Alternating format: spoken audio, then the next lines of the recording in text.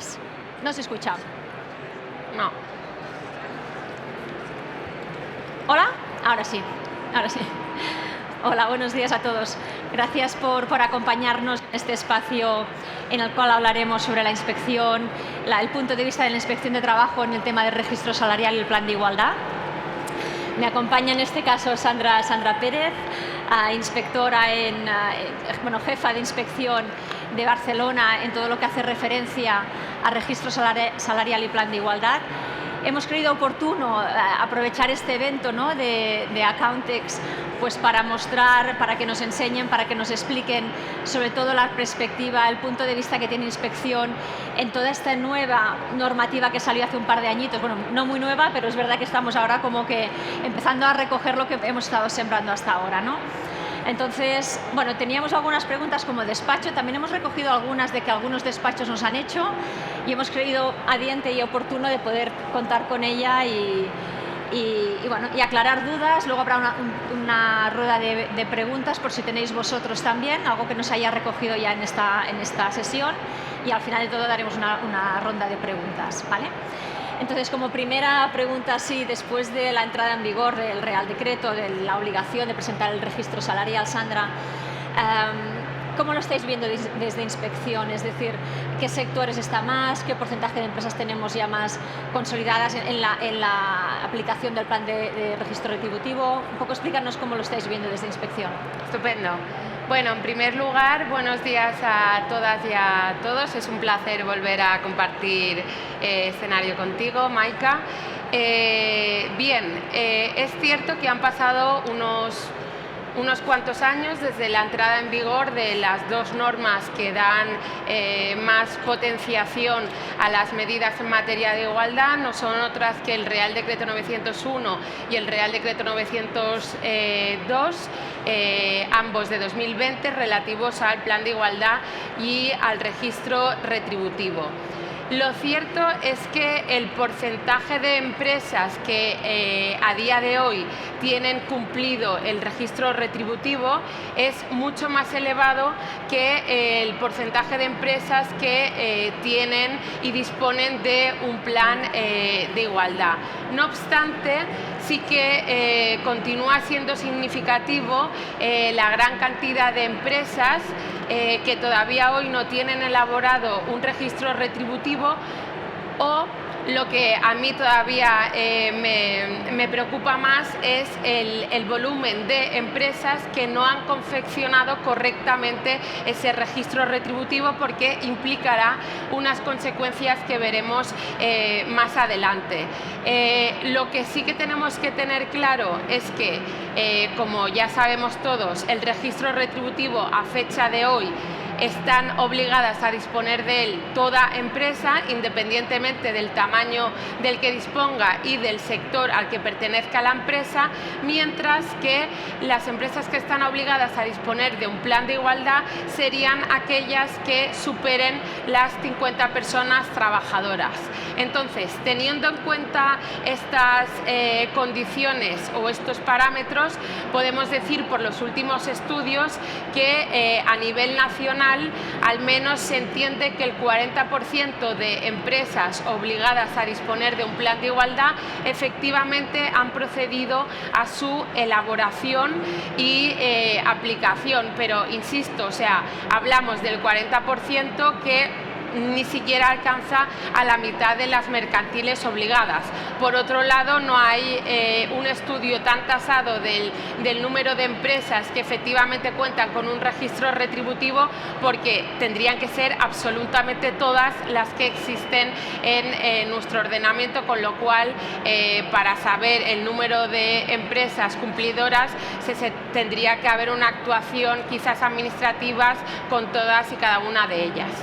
Claro, como despacho, seguro que muchos de los que estáis aquí os encontráis, a veces tenemos clientes, ¿no?, que nos dicen, bueno, mejor no lo hacemos porque como seguro que tengo brechas, no sé justificarlas, o me da miedo por si tengo demasiada brecha y no sé. O sea, ¿cómo lo afrontamos? Nosotros desde nuestro punto de vista, pues, oye, si tienes una brecha justificada, pues no hay ningún problema, pero es verdad que hay clientes que como se nos resisten, no sé si es vuestro caso, pero hay algunos que como les da miedo de dar ese dato para no tener que justificar esta brecha, ¿no? ¿Cómo lo estáis planteando? Sí. A ver, lo que resulta súper importante es trasladar a la empresa que no toda diferencia salarial va a ser discriminatoria por razón de sexo.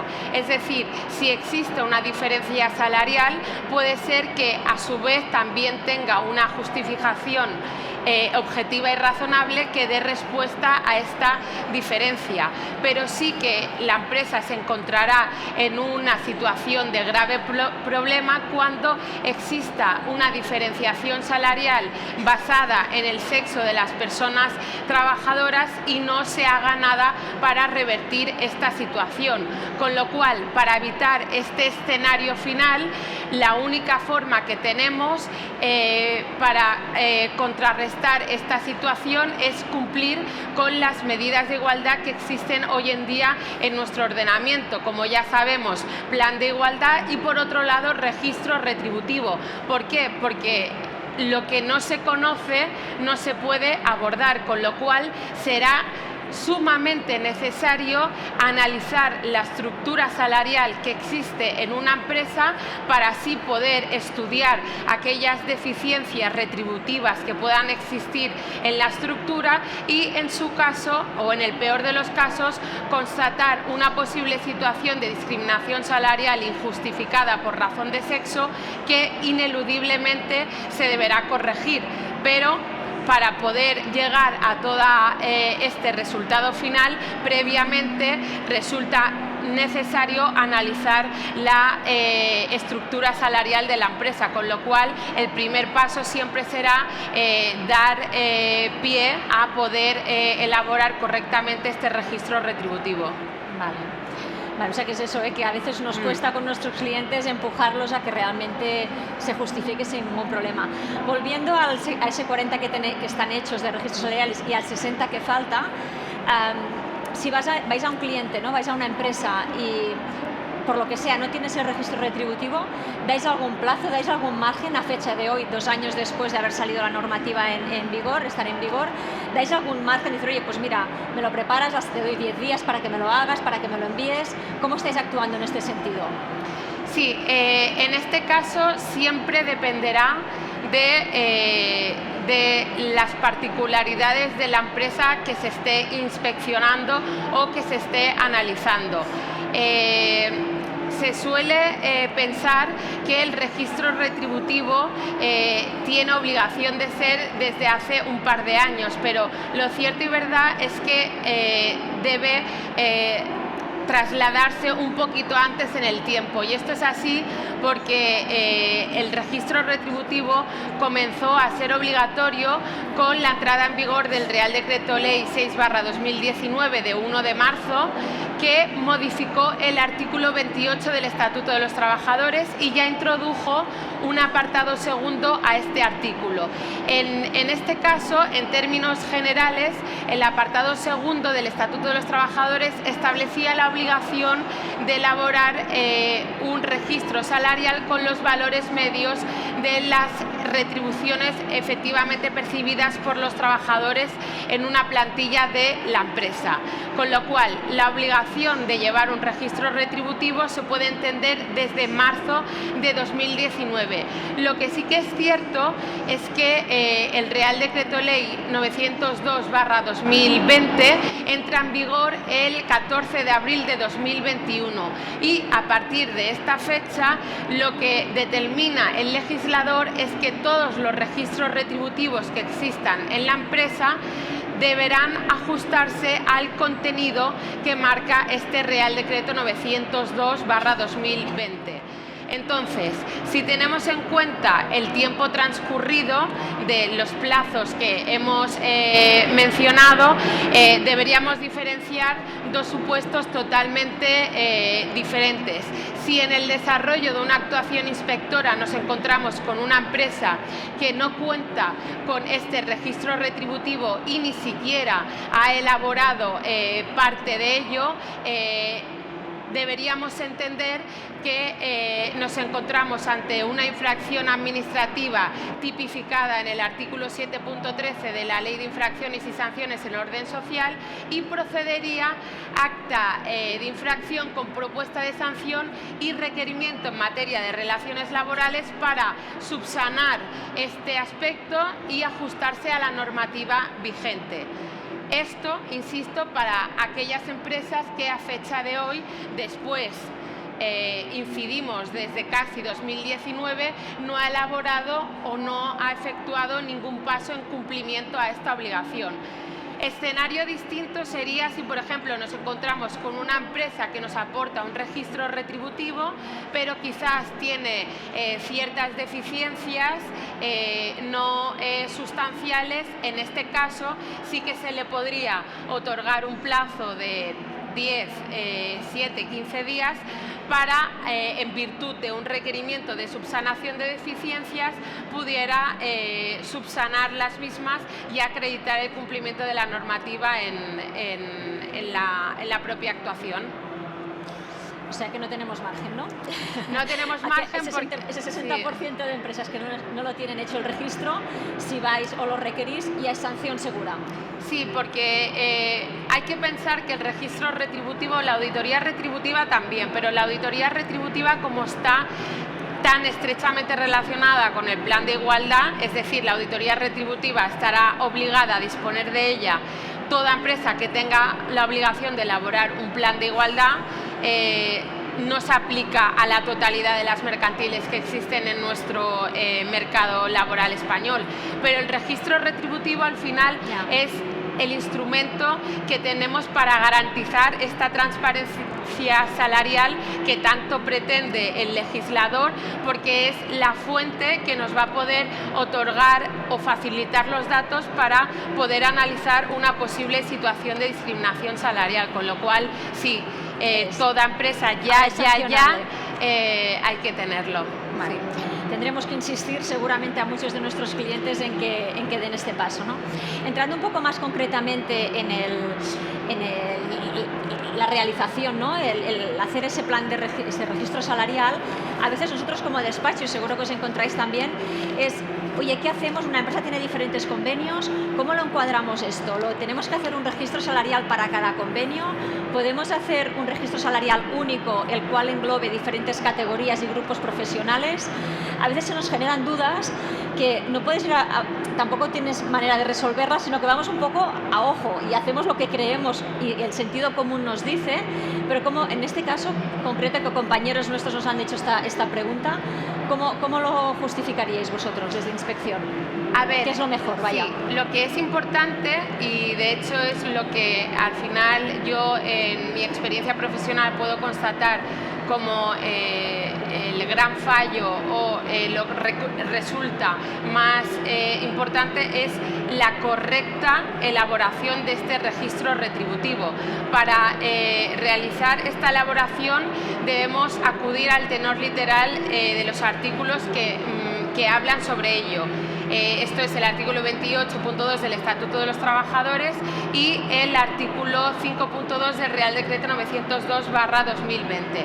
En ellos se dice que el registro retributivo deberá incluir en el mismo, desagregados por sexos, los valores medios, es decir, la media aritmética y la mediana de lo realmente percibido por cada una de las personas trabajadoras clasificadas en función del sistema de clasificación profesional que exista en la empresa. Es decir, se deja la puerta un poco abierta a empresa a poderlo clasificar o bien por grupos profesionales o por categorías profesionales, niveles, puestos de trabajo, etcétera. Lo que es importante en este caso es que estos valores medios tienen que estar desagregados en atención de la naturaleza del concepto retributivo que estemos hablando. Es decir, habrá que diferenciar claramente salario base de cada uno de los complementos salariales y cada una de las percepciones extrasalariales. La clave es realizar esta clasificación por separado de estos tres grandes bloques. ¿Por qué? Porque estamos hablando de conceptos retributivos distintos y los mismos deberán verse claramente reflejados. A mayores se irán añadiendo particularidades que puedan concurrir en cada empresa. Por ejemplo, en el caso que me mencionabas, si una empresa dispone o aplica diferentes convenios colectivos, ¿cómo debería incluir esta particularidad en el registro retributivo? Pues teniendo claro esta estructura que os acabo de mostrar, sí que sería factible establecer como diferentes clasificaciones en función del convenio colectivo que resulta de aplicación. ¿Por qué? Porque los trabajadores que se van a agrupar para efectuar esta clasificación no se pueden considerar objetivamente iguales o análogos a la hora de comparar, puesto que sus condiciones retributivas son distintas, ya que el convenio colectivo que resulta de aplicación es distinto, con lo cual el legislador nos dice por empresa un único registro salarial, pero sí que es factible, es válido que en este registro salarial esté diferenciado el convenio colectivo que resulte de aplicación, que a su vez puede ser además que establezca o ofrezca grupos profesionales distintos entre todos ellos. Vale. Otro tema que se nos da en empresas es que tenemos todos los grupos profesionales, las categorías profesionales, pero resulta que tenemos una persona de un solo sexo sola en ese grupo profesional. Esta información hay que darla lógicamente al comité de empresa, a los representantes de los trabajadores, y queda ahí que dices, bueno, ¿qué hacemos? Si damos este dato, se lo estamos dando ya en bandeja diciendo el salario de esa persona que está sola. Si la ponemos dentro de un grupo profesional, puede desvirtuar lo que es la media o mediana del resto del grupo. ¿Cómo lo vestimos eso de cara a inspección? Sé que es el dato que tenemos que dar, pero ¿cómo lo vestimos eso de cara a inspección, ¿no? Porque al final es una persona en una posición sola en el grupo, dirección general, director comercial, lo que sea, pero es muy fácil identificarlo. Aquí muchas veces nuestros clientes son resistentes a dar esta información y por otro lado te lo están esperando, sobre todo la representación sindical, ¿no? ¿Qué nos aconsejan en este sentido? A ver, es cierto que se ha generado mucho debate y que al final estaríamos ante un conflicto entre Totalmente. Derecho de información por parte de la representación legal de los trabajadores y la protección de datos. Para intentar sacar del escenario quizás esta posición de inspección de trabajo, sí que es necesario saber que ante la administración pública cualquier dato se tiene que revelar y no puede justificarse sobre la protección o la no mostración de determinados datos, puesto que en la posición de funcionario ya nos otorga la posibilidad de poder conocer y trabajar correctamente estos datos. El problema surge más en lo que comentas tú, en el seno de pequeñas o medianas empresas, cuando quizás hay puestos de trabajo donde claramente pueden ser muy identificables por encontrarse una sola persona trabajadora de un sexo en contraposición a otra, y a la hora de facilitar estos datos en el registro retributivo a la representación legal de los trabajadores, se puede generar pues una reticencia a la hora de ofrecer estos datos. Bien, esta controversia, pese a que ha existido, parece que se ha o que se tiene que resolver o se tiene que entender resuelta con la sentencia de la Audiencia Nacional 791/2023 de febrero del presente año, que vino a determinar que la práctica empresarial, donde en algunos supuestos que claramente se puede identificar la persona trabajadora en cuanto a la percepción retributiva que puede percibir ocultando estos datos en el registro retributivo, no resulta válido, porque el legislador lo que al final determina es que el registro retributivo deberá contener los valores medios de todas las posiciones a comparar. Recordemos, valores medios, media aritmética y mediana. Es evidente que si únicamente contamos con 2 personas trabajadoras o con una y una, la media y la media aritmética al final te van a dar el propio importe retributivo.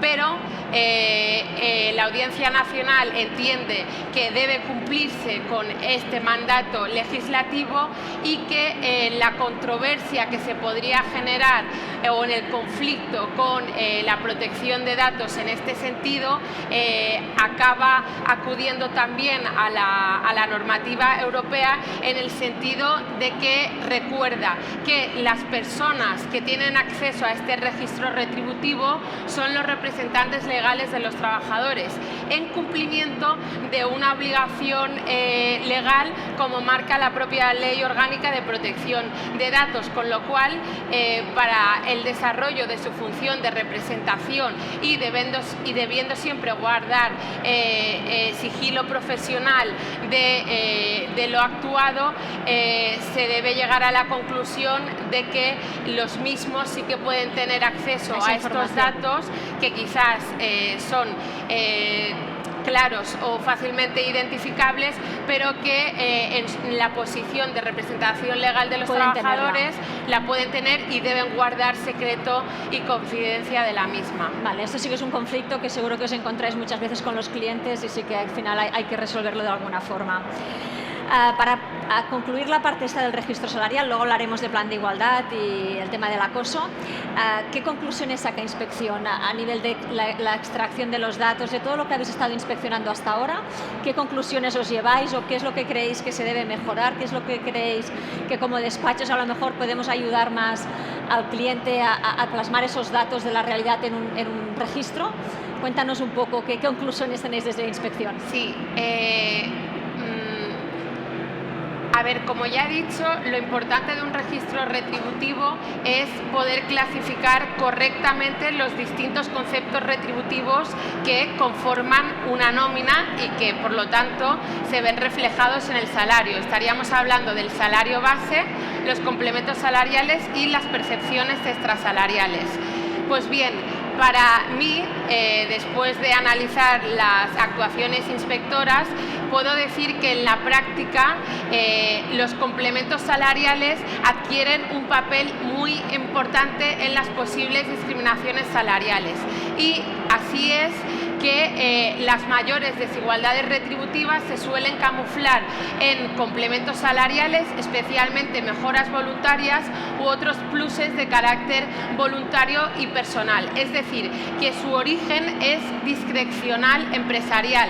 ¿Esto qué quiere decir? Que el abono de este complemento salarial no responde a unos parámetros tasados en el convenio colectivo que resulte de aplicación o en una normativa interna de la empresa, sino que su asignación y su importe varía en función de la decisión unilateral por parte de la empresa. Por lo tanto, habría que analizar al detalle, habría que estudiar estos complementos voluntarios, porque algunos de ellos pueden dar lugar a una situación discriminatoria injustificada por razón de sexo. Me explico. Si se constata que dos personas trabajadoras, una de sexo masculino y otra de sexo femenino, desempeñan el mismo trabajo pero tienen un salario distinto, motivado, insisto, en la mayoría de los casos por estos complementos de carácter voluntario y discrecional, estaremos ante una discriminación salarial injustificada que necesariamente deberá de ser corregida.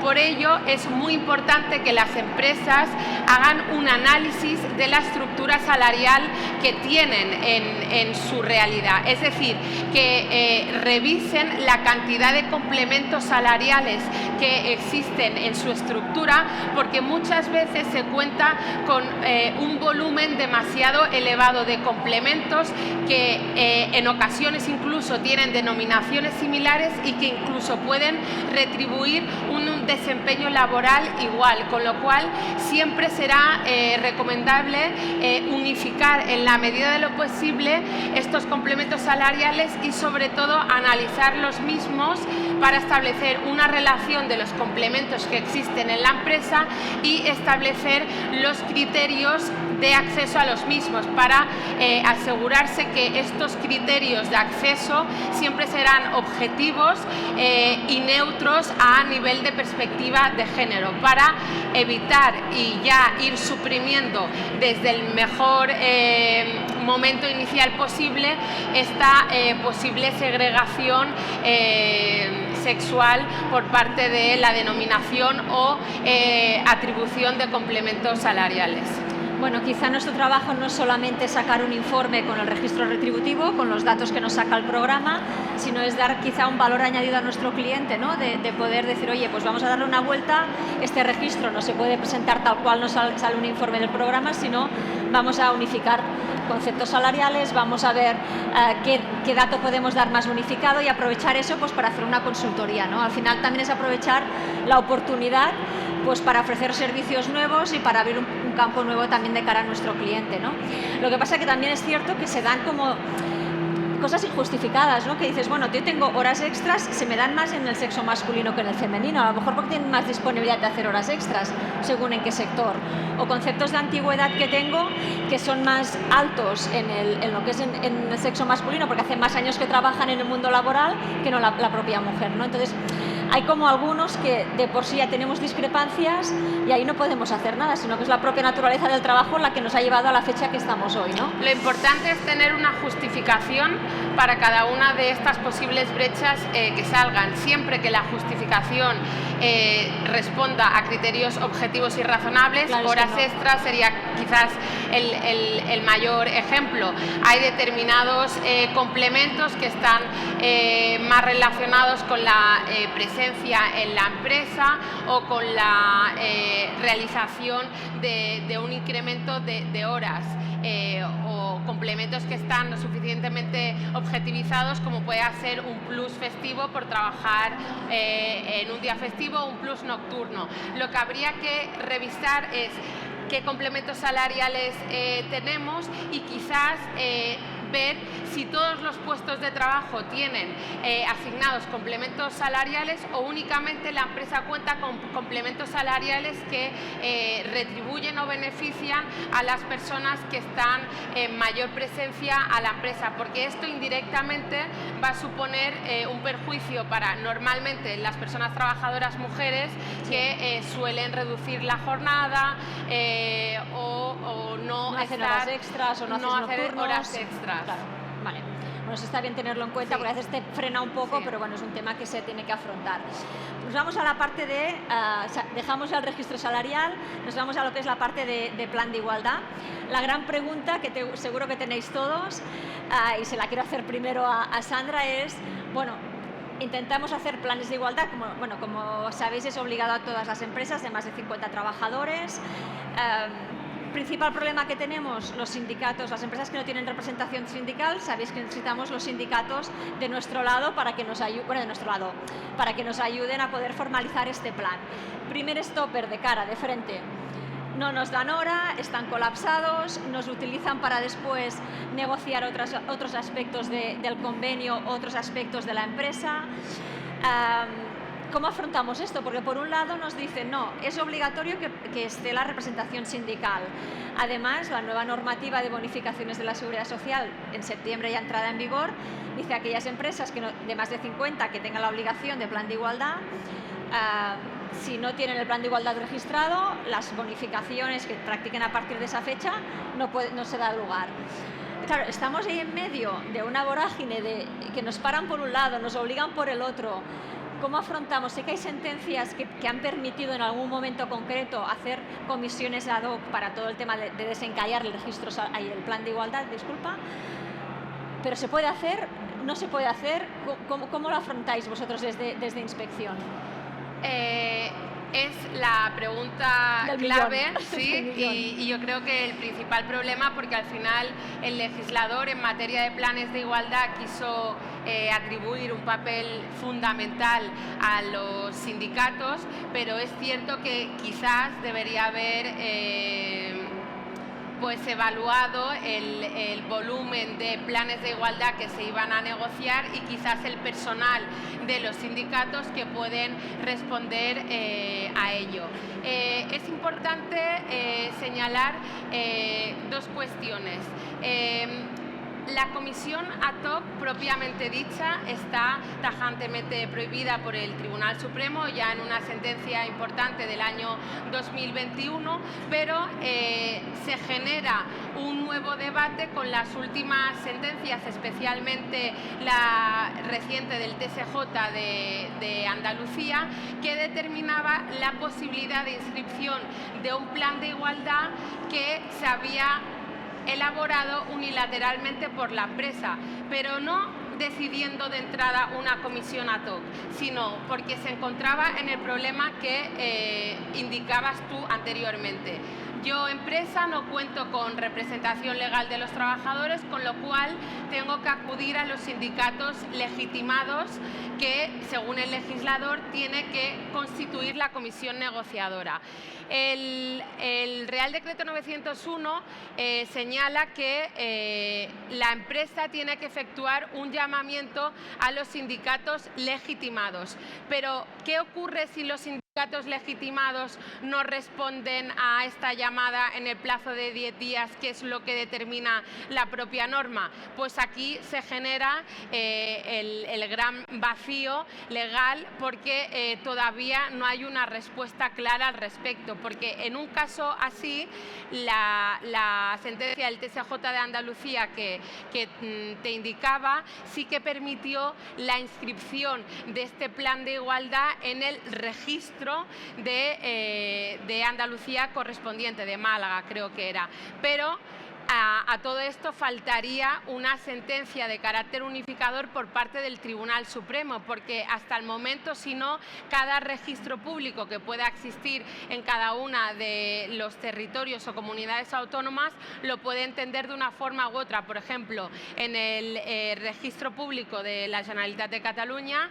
la idea es cumplir en puridad con lo que determina la ley y, por lo tanto, no sería el criterio a seguir según la sentencia del TSJ de Andalucía. Por lo tanto, sería necesario el pronunciamiento del Tribunal Supremo para determinar qué hacer en estos casos. Yo lo único que puedo avanzar en este punto es que, como mínimo, la Inspección de Trabajo de Cataluña, que es la inspección que yo represento, sí que hay un criterio unificado y decidido de comprobar si las empresas que tienen la obligación de constituir la comisión negociadora con los sindicatos legitimados han efectuado los llamamientos oportunos, y si acreditan que al menos fehacientemente 2 veces han efectuado este llamamiento sin recibir respuesta alguna,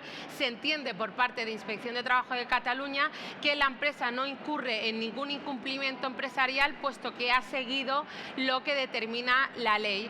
Y no procede ningún expediente. Ahora bien, no podemos asegurar ni confirmar que ese plan de igualdad vaya a ser inscrito en registro público. De ahí la insistencia por mi parte de que sí que sería necesario un pronunciamiento a nivel global del Tribunal Supremo, porque es verdad que es el principal problema que se encuentra en la mayoría de empresas que no cuentan con representantes legales de los trabajadores.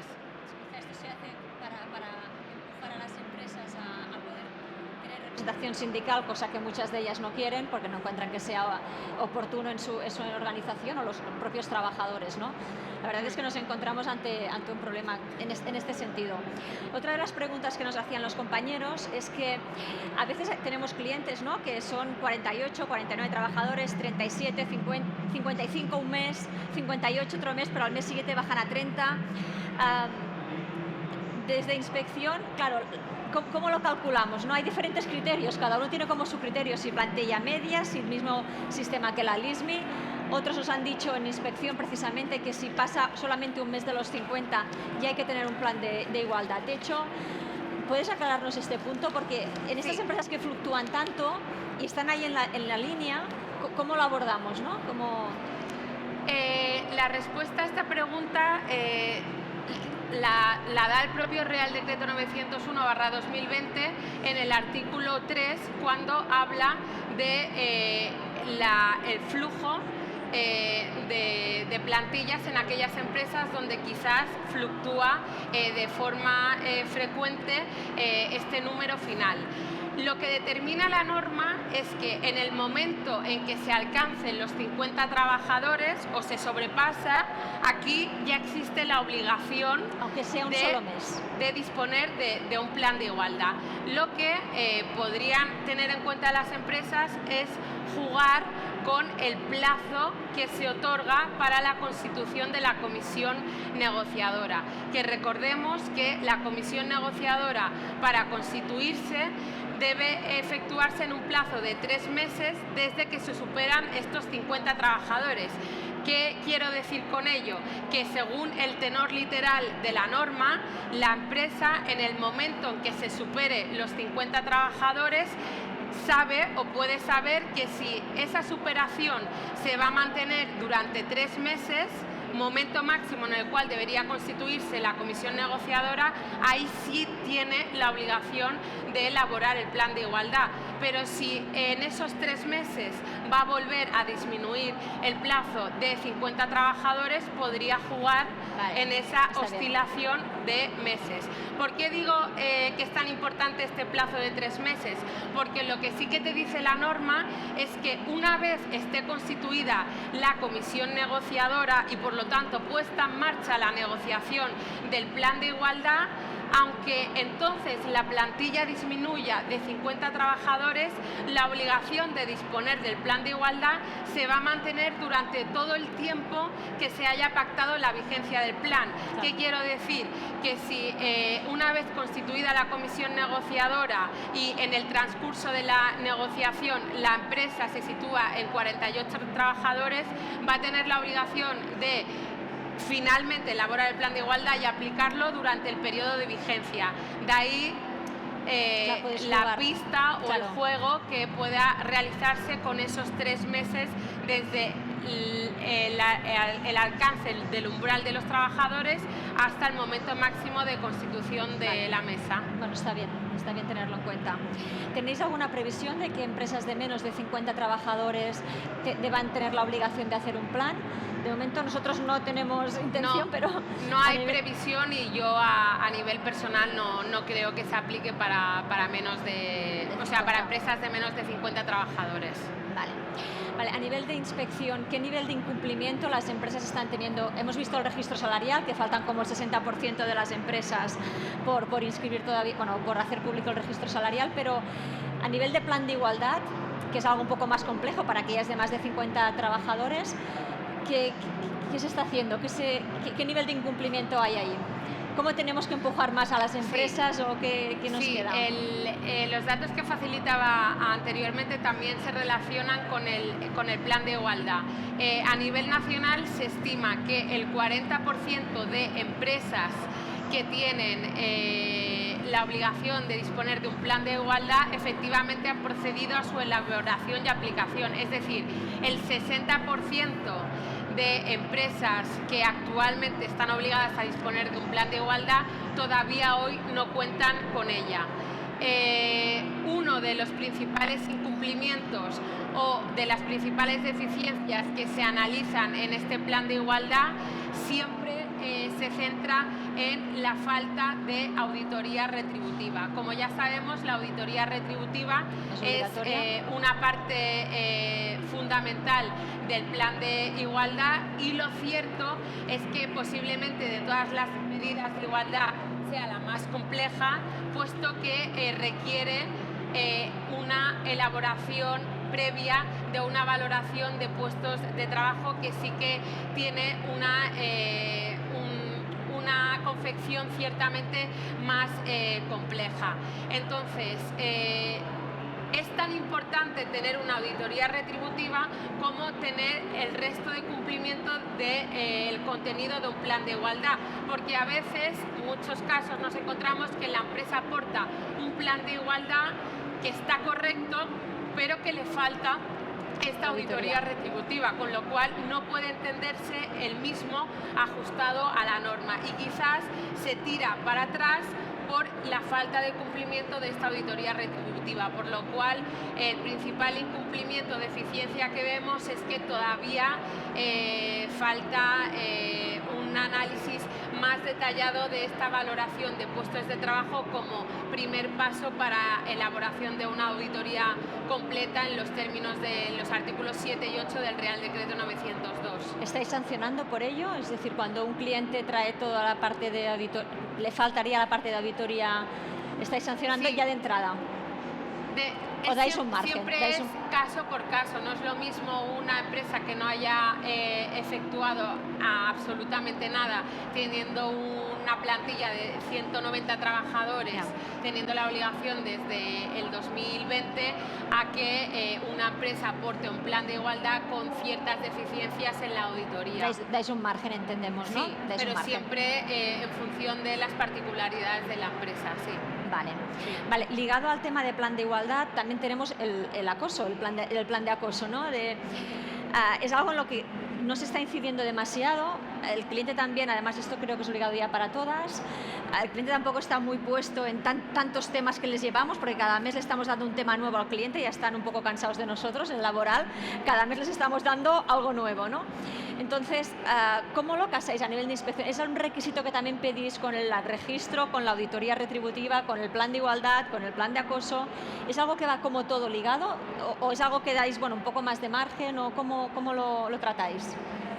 Al menos en la Inspección de Trabajo de Cataluña, que al final es la institución que yo represento, las actuaciones que se centran en materia de igualdad van a analizar de forma global el cumplimiento de todas las medidas que en esta materia hoy en día son vigentes. Por lo tanto, plan de igualdad, registro salarial y también protocolo de acoso sexual y acoso por razón de sexo. Es cierto que el protocolo de acoso sexual y el acoso por razón de sexo en el ámbito de la empresa resultaba ya obligatorio por el artículo 48 de la Ley Orgánica 3/2007, fundamental en esta materia, pero con la entrada en vigor de la Ley Orgánica 10/2022, la famosa ley del sí, solo es sí, del año pasado, que tuvo varias reformas, también introdujo un artículo, el artículo 12, que tenía una especial repercusión en el ámbito profesional. Y aquí se incidía en que toda empresa debe disponer de un protocolo, de un procedimiento de prevención de estas situaciones de delitos de acoso sexual o acoso por razón de sexo, así como también un procedimiento de abordaje cuando se da una conducta o un delito de estas características. Y apuntaba de nuevo, dando este papel el legislador, este papel importante a la representación legal de los trabajadores, que este protocolo de prevención y de abordaje, necesariamente debe ser negociado con la representación legal de los trabajadores en la empresa. Y esto es muy importante relacionarlo con el propio plan de igualdad, porque siempre en los últimos años quizás este apartado del Real Decreto 901/2020 ha quedado un poco más apartado, pero ya nos decía el propio anexo de este Real Decreto 901 que en la comisión negociadora del Plan de Igualdad el protocolo de actuación frente al acoso sexual y el acoso por razón de sexo debe negociarse en la propia comisión negociadora. Es decir, que de la misma forma que se negocian las medidas que derivan del Plan de Igualdad, deberá someterse a consulta el protocolo de acoso sexual o acoso por razón de sexo que exista en la empresa. Y esta norma da un paso más allá y determina en el propio anexo del Real Decreto el contenido interno obligatorio que deberá disponer de este protocolo de acoso sexual y acoso por razón de sexo, así como las garantías que deberá cumplir sí o sí este protocolo. Con lo cual, como tú dices, si el protocolo vuelve a ser una medida de igualdad añadida en las ya múltiples obligaciones que tiene la empresa en materia de igualdad y, en consecuencia, será analizada o objeto de comprobación y análisis por nuestra parte. Vale, o sea que más trabajo. Más trabajo, sí. Vale, pues se nos está comiendo el tiempo ya. No sé si tenéis algunas preguntas, tenéis algunas dudas, y ya que tenemos a Sandra Pérez aquí, si que alguno de vosotros queréis aprovechar, es el momento y a vuestra disposición para lo que necesitéis. No sé si tenéis alguna duda. No. Creo que hemos dejado claro entonces, ¿no? Qué bien. Bueno, si no, a vuestra disposición, ¿eh? Desde GEMI Integra también nos podéis enviar un correo electrónico y para lo que nos necesitéis a vuestra disposición estamos, ¿vale? Muchísimas gracias a todos. Ah, ¿sí? Sí. Espera, ¿que hay micro? Sí. Aquí delante, por favor. Gracias. Vale. Una pregunta. De registro salarial. ¿Empresas de un solo trabajador o de más de un trabajador del mismo sexo es obligatorio? Registro retributivo. Sí. Pues hasta que no haya una apreciación más por parte del legislador, el registro retributivo se entiende como una obligación unitaria y global, con lo cual sí que debería tenerse el registro retributivo. Al final, lo importante del registro retributivo, el fin último del registro no es conocer lo que cobra cada trabajador, es poder analizar o detectar una posible desigualdad retributiva. Aquí, al haber un único trabajador, no vas a tener valores medios, no vas a tener valores para comparar, pero el legislador te dice que debe tenerlo, pero no será un cuadro con valores medios a comparar, simplemente será algo que recoge los conceptos retributivos de un solo trabajador o dos o tres. ¿Y la inspección lo exige? ¿Cómo? Si es el caso de un solo trabajador, ¿la inspección lo exige? La inspección lo exige. Lo exige porque, lo exige el legislador, pero quiero decir que la elaboración de este registro no va a tener el fin último del registro que pretende el legislador, porque en este caso es recoger los conceptos retributivos de una persona. En este caso, pero siempre insisto que uno, por Inspección de Trabajo de Cataluña y en segundo lugar en nombre propio, puesto que cada inspector al final tiene autonomía técnica y funcional. Si yo me encontrase una empresa con un único trabajador que no tienen un registro retributivo, sí que les concedería un plazo para que realizaran ese registro retributivo. Que insisto, el registro retributivo como tal en una empresa de un trabajador no tendrá el fin último que persigue la norma, pero sí que se debe tener hasta que no se diga otra cosa por parte de la norma. Gracias.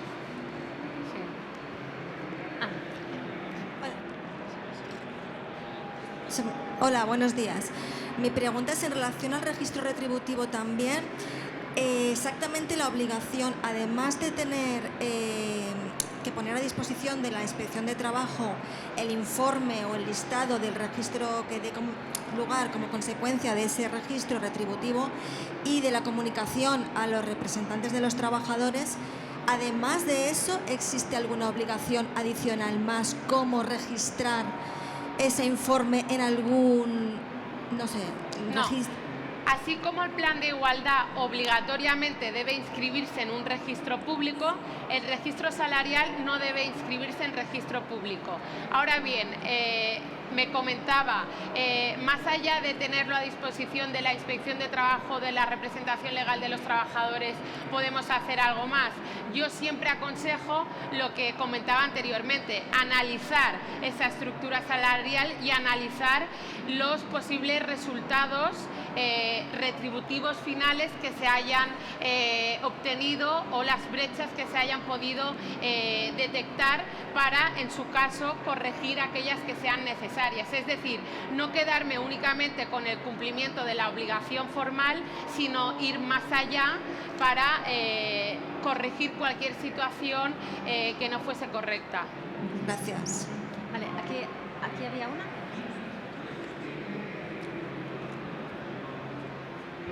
Hola, buenos días. Buenos Mi días. pregunta también es del registro retributivo. En una empresa en la que hay dos personas que realizan el mismo puesto, pero es que se da el caso en que un trabajador es más eficiente que otro y quieren retribuirlo por encima.